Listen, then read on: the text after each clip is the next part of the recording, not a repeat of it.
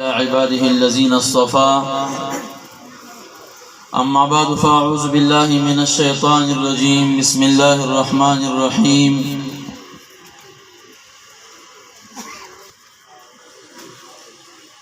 أما بعد فقد قال النبي صلى الله عليه وسلم خيركم من تعلم القرآن وعلم صدق الله العظيم.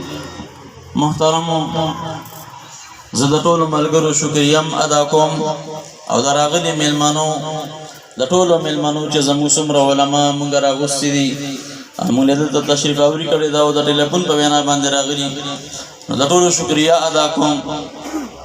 دویم نمبر کې محترم زه یو دوه اعلانات کول غواړم. دا تاسو چې کومه چانده ورکوئ دلته کومه چانده ورکړله یا آینده دپاره اعلان وکړلو الحمدلله د دې چاندې د یوې روپۍ زه ذمه دار یم.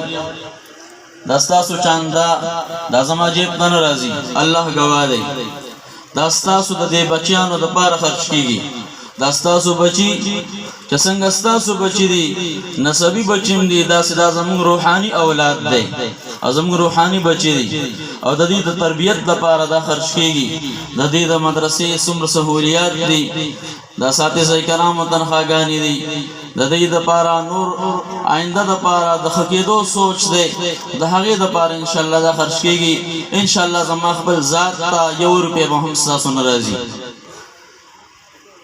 اول اعلان زه د مدرسې متعلق دا کول غواړم. زموږ د بنینو مدرسه الحمدلله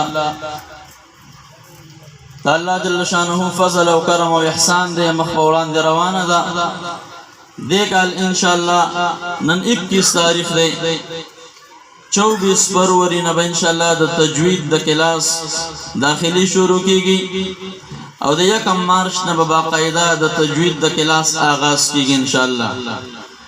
ماهر قاری زمونږ خپل استاد محترم قاری سیف الله صاحب تختباز اول اغیب خدمات د درس خدمات سره انجام کوي انشاءالله. دویم نمبر اعلان زدا کول غواړم کوم چې زمونږ د بناتو مدرسه ده الحمدلله څنګه چې تاسو دلته د بنینو ماحول وینئ دغه شان زمونږ د بناتو الحمدلله خاصه مدرسه ده، ماهرین استادان دي په مدرسه کې الحمدلله د کتابونو آغاز شوی دی. لیکن زمونږ استادو د علاقې عموما غریبانان خلک دي، اکثر ماشومان سکولونه هم نه دي ویلي جنکو.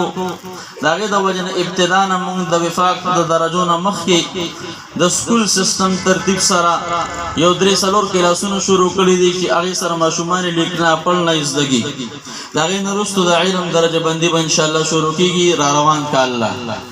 نو څنګه چې زموږ د بنینو مدرسه ده دغه شان د بناتو ده. د بناتو په مدرسه کې الحمدلله تفسیر القرآن د حدیثو درس دغه رنګې قاعده ناظره او د کتابونو آغاز شوی دی. فی الحال الحمدلله 4 کلاسونه د کتبو چلیږي په مدرسه کې.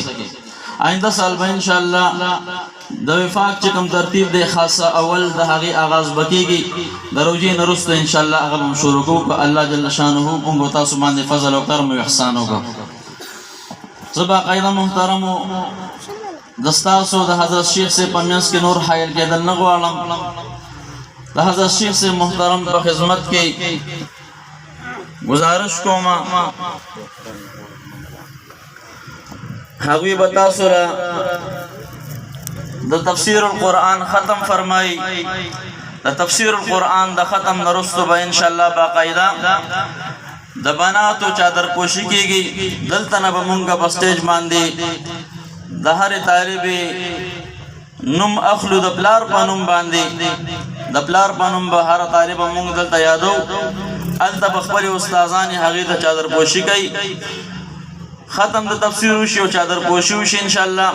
د هغې نه وروستو بیا به دعا کېږي. د دعا نه پس به ځئ. دا اخیري ګړۍ دا ډېره قیمتي ده. عموما بعضې ملګري تنګ شوي وي خو دا اخیري ګړۍ دومره قیمتي ده نه ده معلومه چې د کم ملګري آمین الله جل شانه ته مقبول دی او آمین الله جل شانه قبلوي. د هغه د وجې نه به زموږ استاسو د ټولو دعاګانې قبولې شي. دا الحمدلله په سټیج باندې تاسو وینئ لوی لوی مشایخ جلوه افروز دي.